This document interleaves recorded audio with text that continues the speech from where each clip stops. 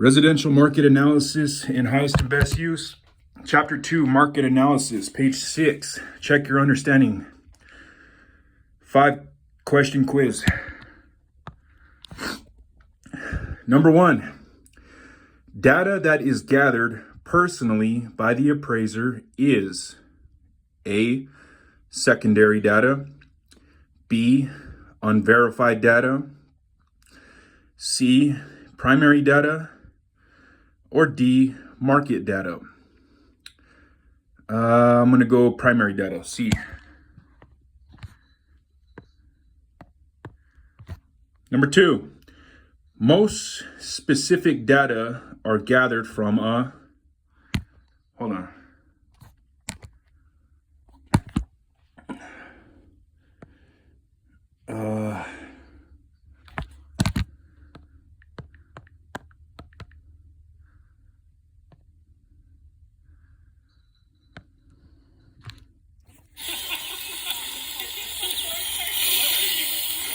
I'm going to put the music on.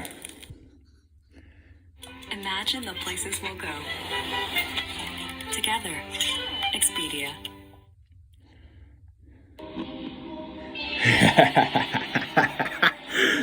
Number 2. Most specific data are gathered from A. Primary data source, B. MLS, C. Specific data source, or D. Purchase data source. Specific data are gathered from a specific data.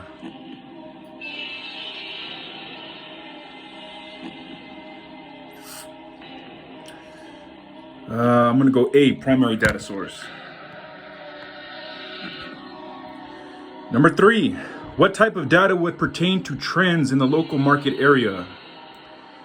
A. General data, B. Specific data, C. Sales data, or D. Preliminary data.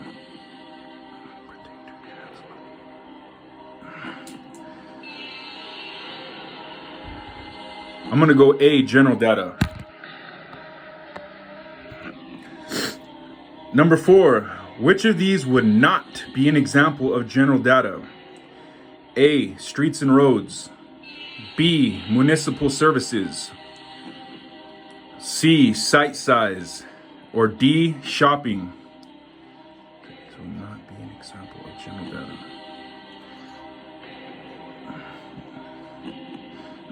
General data. I'm going to go D. Shopping. And number 5, the dimensions of the subject property site would be considered what type of data?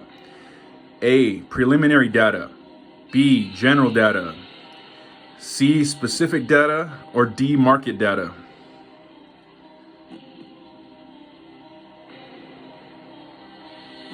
I'm going to go C. Specific data. Assessment completed. Wow, I fucking passed. I'll be goddamn. I got an 80. I thought I was going to fail that. So remember, number 1, data that is gathered personally by the appraiser is primary data. That is correct. Number 2, most specific data are gathered from a, you said, primary data source. And that is correct. So remember, most specific data are gathered from a primary data source. Number 3, what type of data would pertain to trends in the local market area? You said general data, and that is correct. So remember, general data is data that would pertain to trends in the local market area. Number 4, you got wrong. You said, okay, here's the question. Which of these would not be an example of general data? You said shopping. That is incorrect. The correct answer is site size. Chapter 2, general type data. A property site size pertains to the specific property and as such would be specific data. The other 3 choices would all be considered general data. So remember, site size is not an example of general data. And number 5, The dimensions of the subject property site would be considered what type of data? You said specific data, and you answered correctly.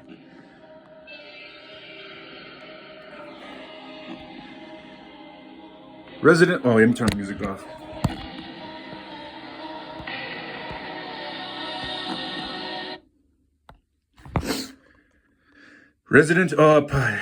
Page 7, data analysis.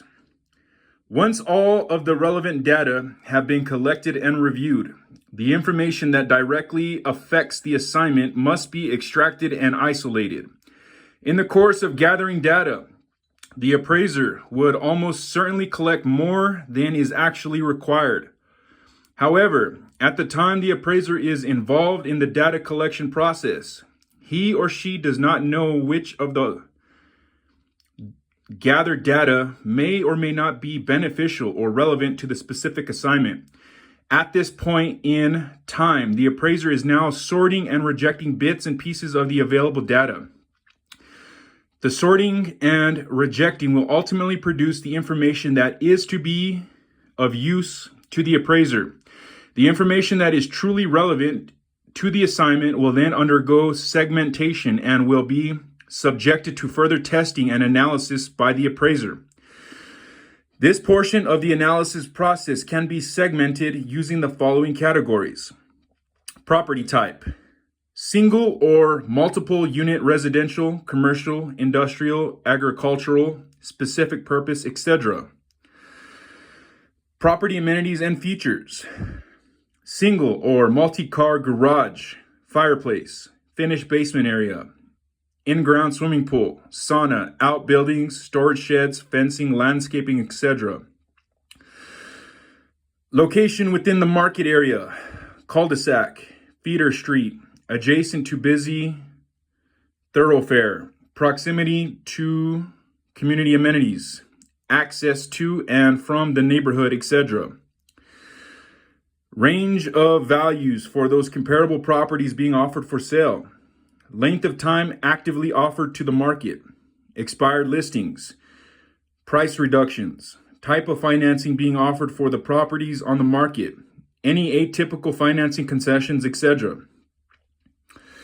Gross living area, GLA, or gross building area, GBA, of similar improvements. Above grade finished area for the comparable sales. Related costs per square foot for the comparable sales. Additional finished area not included in the GLA. GLA of the individual units if applicable, etc.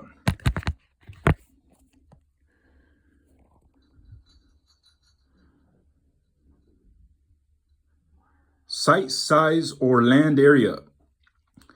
Price per frontage foot of the comparable sold sites. Price per square foot of the similar sold parcels in the neighborhood. Ratio between the listed price and the final sales price. Comparable sold property ratios, assuming normal exposure time for that type of property in the open market, gathered by the appraiser as part of specific data collection process. Market conditions. Similar type properties in the subject's market area appreciating or declining in the value during a specified time period. Demand for housing trends versus the supply of available housing in the subject's market area. Market-derived depreciation of improvements. For improvements similar in age and style to the subject property. Market-derived contributory values for those amenities that are superior or inferior to the subject property. Gross rent multiplier information. Sales of similar rental or investment properties, if applicable, to include the sales price and the gross monthly rental income at the time of the sale.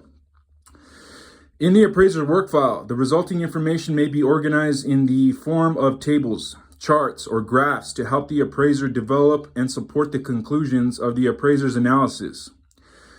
Later in the appraisal report, the information should be formatted so that it is easily understood by the assignment's intended users.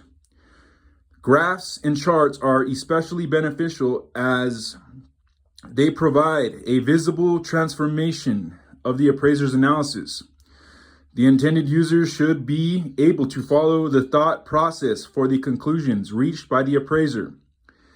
Pie charts and bar graphs are easily read by the intended users and or clients. When the charts and or graphs are included in the summation of the analysis, much of the narrative explanation may be able to be curtailed or eliminated.